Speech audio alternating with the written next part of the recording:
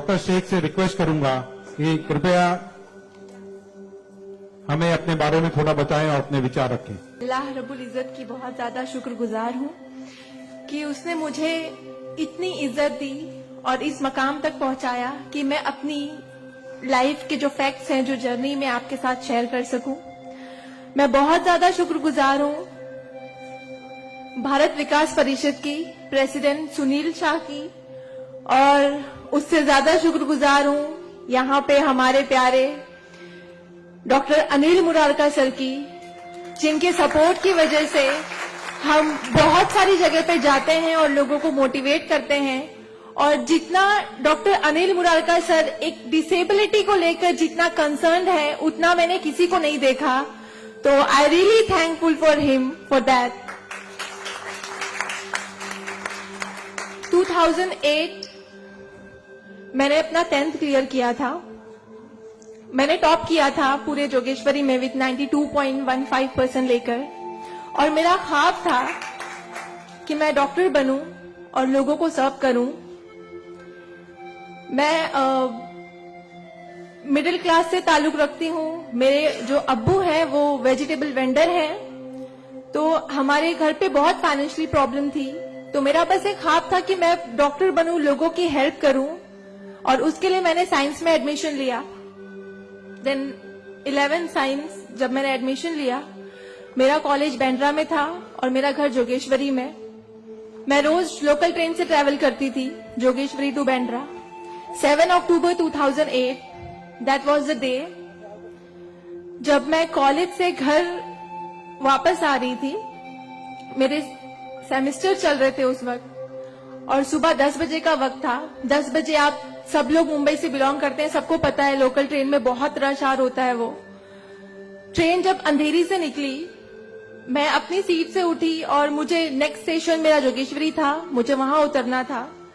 लेकिन मेरे सीट से उठने और स्टेशन के आने तक के बीच में वो एक लम्हा था जिसमें मेरी पूरी जिंदगी बदल गई।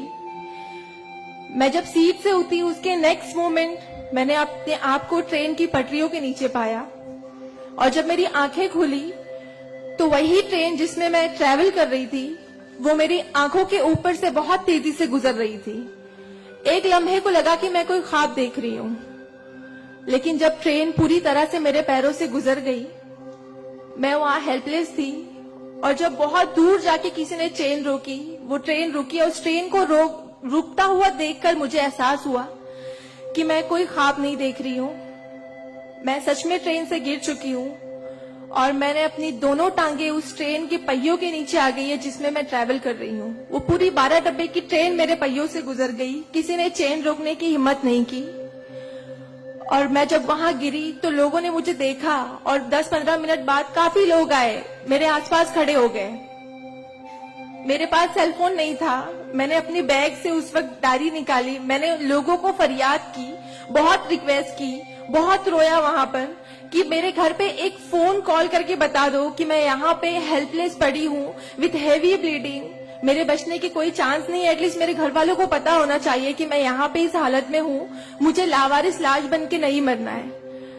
बट उस वक्त मैं यही कहूंगी कि अल्लाह ताला की मसलहत थी। अल्लाह ताला उस वक्त जो मेरी तकदीर में था, किसी ने मेरी हेल्प नहीं की, और मैं वहां पे 30 मिनट ऑलमोस्ट मैं ट्रैक पर विथ हैवी ब्लीड, मेरे दोनों पैर ट्रेन के पहियों के नीचे आ गए थे। मैं उसी हालत में पड़ी रही और मैं कॉन्शियस थी।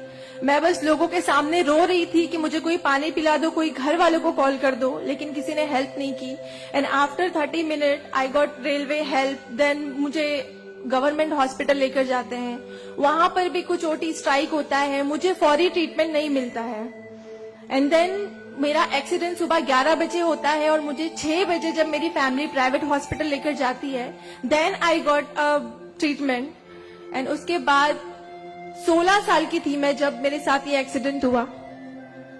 आप समझ सकते हैं 16 साल की उम्र में 1 मिनट में मेरे 2 पैर कट गए थे, मैं डिसेबल हो गई थी, मैं हेल्पलेस हो गई थी, मैं खुद से उठ नहीं पा रही थी, ना बैठ पा रही थी, ना एक तरफ से दूसरी जगह मूव हो पा रही थी। मैं मेंटली डिसेबल हो गई थी, फिजिकली डिसेबल हो गई थी, और फाइनेंशियली कंडीशन भी काफी वीक थी। वो सारी चीजें मेरे दिमाग में चल रही थी और जब लोग मुझे देखने आते थे तो कुछ लोग हमदर्दी में नेगेटिव कमेंट्स भी करते थे कि 16 साल की बच्ची है, 2 पैर खो दिए हैं, सारी जिंदगी माँ बाप के ऊपर बोझ रहेगी, ये जिंदा क्यों है, इससे अच्छा ये मर जाती। ये सारी बातें लोग आके जब मेरे सामने करते तो मेरे जहन में वो सारी बातें चलती कि सीरियसली मुझे अल्लाह ने जिंदा क्यों रखा। जब मुझसे दोनों पैर ही लेने थे 16 साल की उम्र में, मैं खुद से मूव नहीं कर सकती हूँ, मेरी मम्मी को इतना सब कुछ झेलना पड़ रहा है। जिस उम्र में मुझे अम्मी की हेल्प करनी चाहिए उस उम्र में वापस से मम्मी मुझे गोद में उठाकर लेकर जा रही है, वापस से मेरी खिदमतें कर रही है। तो मेरी जिंदगी का मकसद क्या है, मुझे दोबारा जिंदगी क्यों दी अल्लाह ने।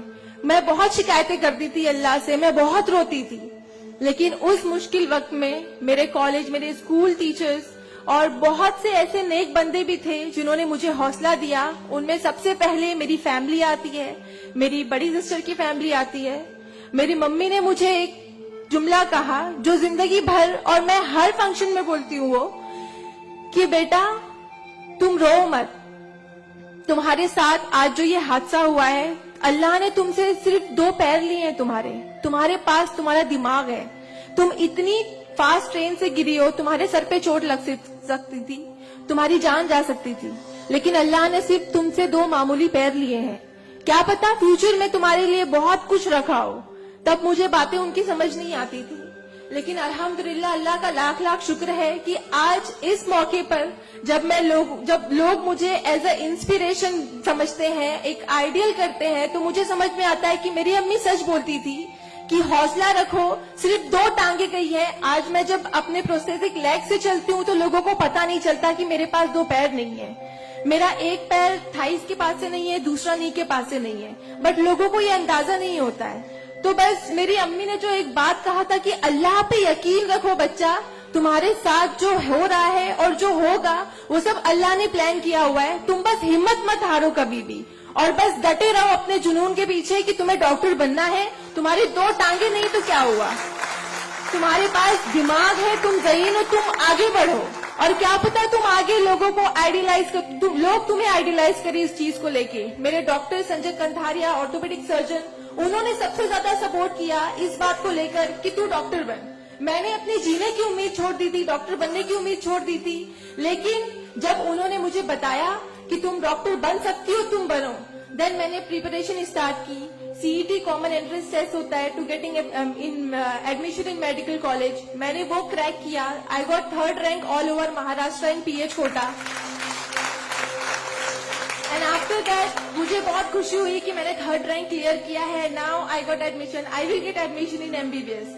बट वहां पर भी एक प्रॉब्लम थी मेरे लिए कि मुझे डिसेबल परसेंटेज 89% डिसेबल हूं मैं, और मेडिकल में एडमिशन के लिए 40 to 70 there is a criteria to get admission for MBBS. मैं मोर देन 70% डिसेबल हूं, ये कहकर मुझे उन्होंने डिनाई किया कि आप एलिजिबल नहीं हो, आप एमबीबीएस में एडमिशन नहीं ले सकते हो, आप डॉक्टर नहीं बन सकते हो। तो उस बात को लेकर मैं बहुत डिप्रेस हो गई।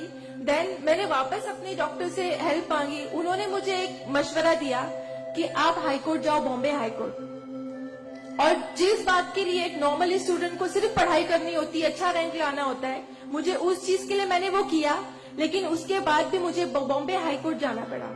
एंड मैं गई, मैंने अब हार नहीं मानी और मैं गई, बिकॉज वो मेरा हक था, मुझे डॉक्टर बनना था। और जब मैंने वापस अपनी नॉर्मल जिंदगी स्टार्ट की अपने प्रोस्थेटिक लेग से, मैंने आना जाना शुरू किया, अकेले ट्रेन ट्रैवल करना शुरू किया, देन मैंने रियलाइज किया कि मेरे अंदर कोई कमी नहीं है, मैं एक नॉर्मल लड़की हूँ, मेरे पास पैर नहीं तो क्या हुआ, मैं लोगों को सर्व कर सकती हूँ, मेरे अंदर पैशन है डॉक्टर बनने का।